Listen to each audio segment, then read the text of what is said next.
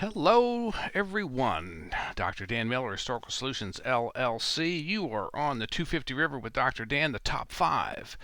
250 years ago today, in 1775, our day is specifically one day, November 27th, which for you and me was Thanksgiving Day. And I was not even going to do a podcast. I was not even going to do an Americanism Redux entry. That's the basis of this podcast.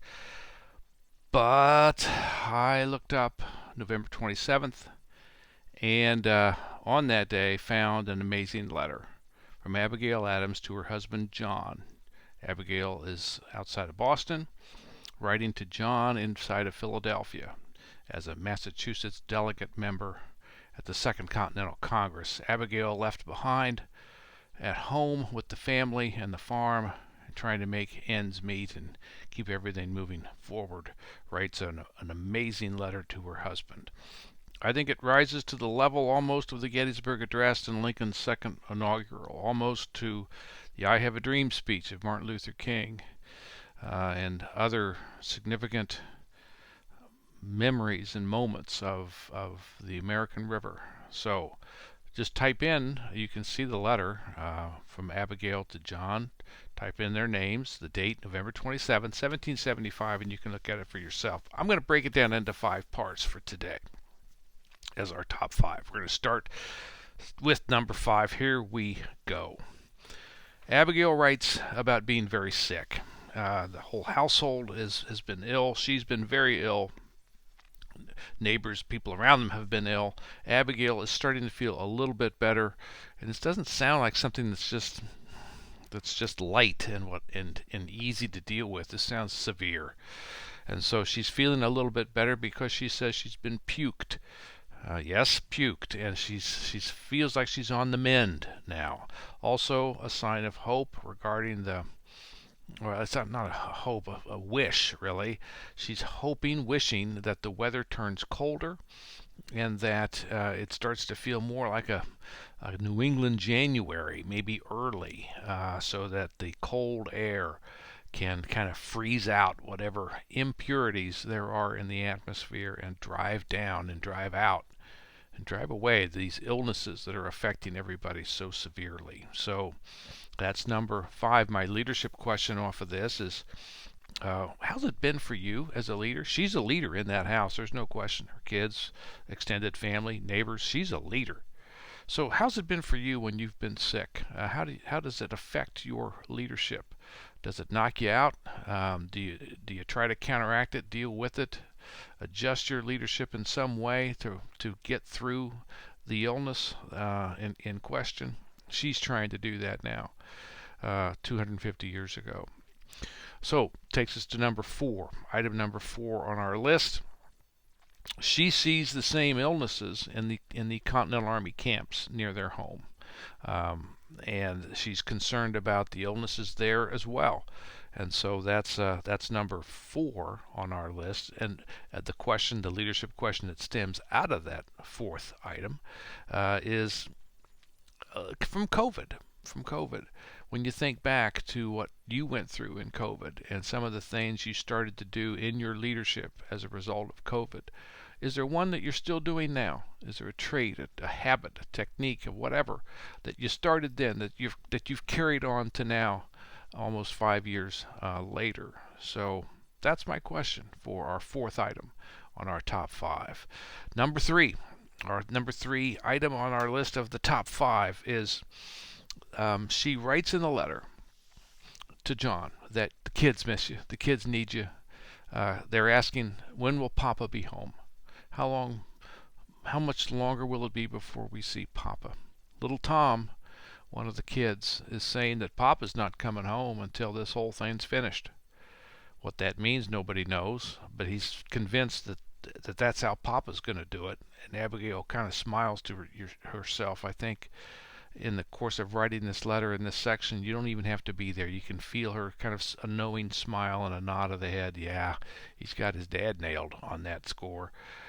He's right. Of course, she's not going to say that. She's not going to confirm that. But that's what little Tom is wondering about Papa. Papa's in this for the longest of the long hauls. And my question to you, sorry. Abigail asks a rhetorical question then in the letter based on this.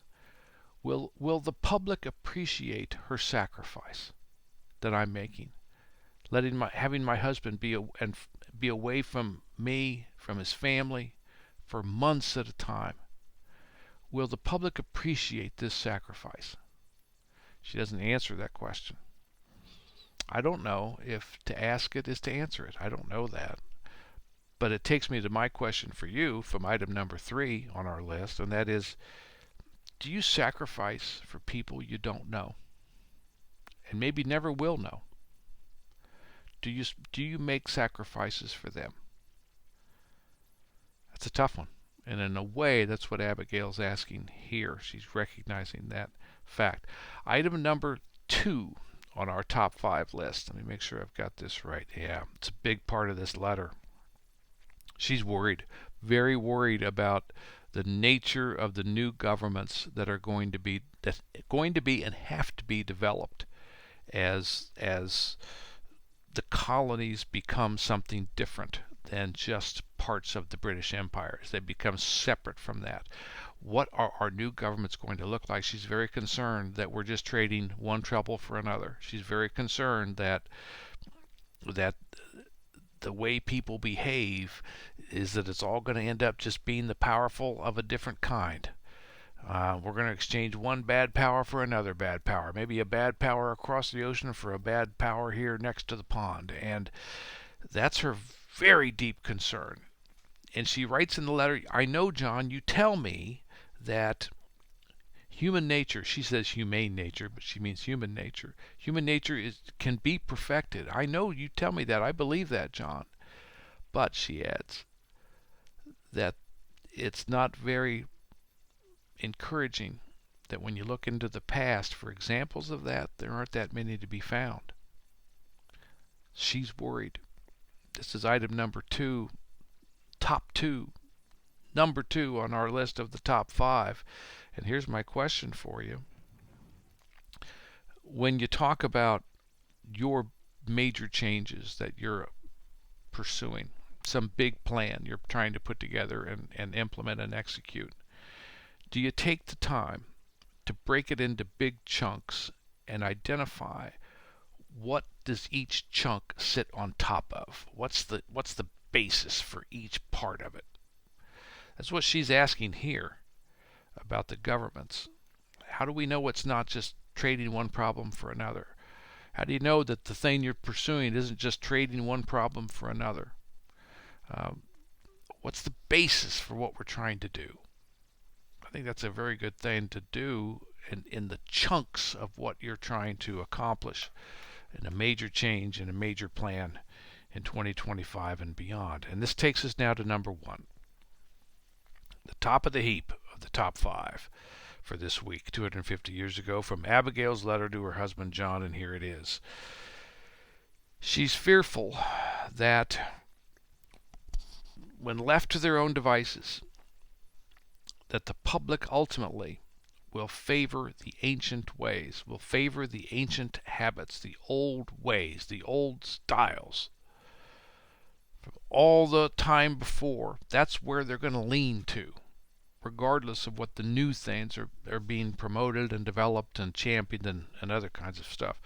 That ultimately her fear is that they'll just slide on back into what those old ways are and just leave it at that. And if we link this to our third thing here about the sacrifices, is that why we're sacrificing? Does that make me happy to think that's why we're sacrificing, so that we can slide back into the old ancient ways? So here's the question for you. When you think about, go about your big plan and your major change that we just talked about a minute ago, are you thinking through the connection between the old ways and the new way? Have you really honed in on what the relationship is between the one and the other? That's what she's talking about. That's what's got her really concerned, that if left to their own devices, people are going to just slide on back to the old ways, bit by bit, a little at a time. I think that's a worthy question for you and what you're trying to do now or in the year upcoming. So there we go. Abigail's letter talking about her health, the health of her family. And we have a question here about how do you deal with your health when you're feeling badly? How does it affect your leadership? That's number 5. Number 4, we have Abigail talking about the same issues of bad health in the Continental Army camps. And we asked, what kind of a change that you made in COVID have you still kept with you now? We moved on to have Abigail talk to us about, I talked to her, John, about will the public really appreciate the sacrifices I'm making? And then I challenged you a little bit to think through, how often do you make a sacrifice for people you'll never meet, people you don't know? Second, then from the top, we said wither government. What's going to happen to the new government? How can we make a new government from the same old people? is really what she's asking. And I asked you then what's the basis of your major parts of your major plan and your major change? And then we wrapped it up with this thought about old ways returning to dominance again. And how will that not happen? How will that be prevented? And I asked you, did you think about the connection between old ways and new ways in the change that you're trying to achieve in the year upcoming? Now, to wrap it up with what's the big idea, Dan? I've been talking to you, maybe repeatedly, I've been talking to you about my finding that we were a union before we were a nation. There was an American Union before there's an American nation. The nation comes with the document, the Declaration, in the July of 1776. From September of 74, though, all the way down to that point, that's union and union making and union conception and conceivement, if you will. Okay? But now look what we've got. And I'm going to put this in the notes. Put the visual in the notes. We're taking this union first, nation second idea, and we're going to get real tight here into the union and find out there's a triangle in the union. On one point of the triangle, there's the Union House. That's the Continental Congress, the government that they're trying to make. Okay? I call it Union House because the Continental Congress meets at the Pennsylvania State House. Another part of that triangle, another angle, another corner of it is Union City. Union City is the encampment of the Continental Army. Abigail referenced that too, didn't she? The encampment of the Continental Army that's got Boston surrounded. That kind of military armed power is how the Union is going to be won or lost when it comes to a clash of arms with the Redcoats. It won't be Philadelphia. It'll be where the Union's armed power is, and it's in a temporary city of 20,000 people in a semicircle outside of Boston, surrounding the British. That's Union City. The third part of the triangle, though, the third corner, the third angle, is the entire letter. It's the Union homes. Abigail and her kids. John's away. The dad and husband's away.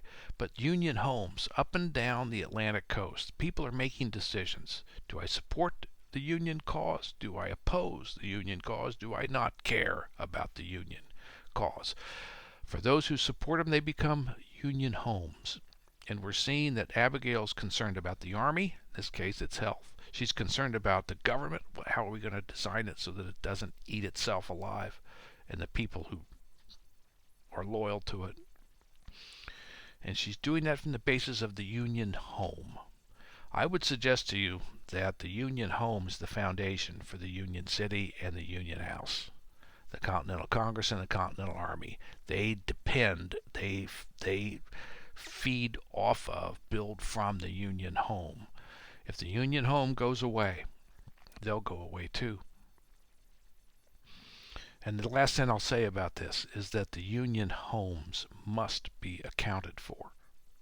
They must be tended, they must be cared for, they must be strengthened and made in good condition. If those things aren't true, the Union homes will dwindle one by one, and it'll be the death by 1,000 cuts. And each cut is the Union home that says, no more for us. We're not a Union home anymore. I'm Dr. Dan Miller, and we're talking about Union First Nation second, but we're talking about the Union Triangle, Union House, Union City, Union Home as the basis of Union. Thanks so much for watching episode 53. I'll talk to you next week. Bye-bye.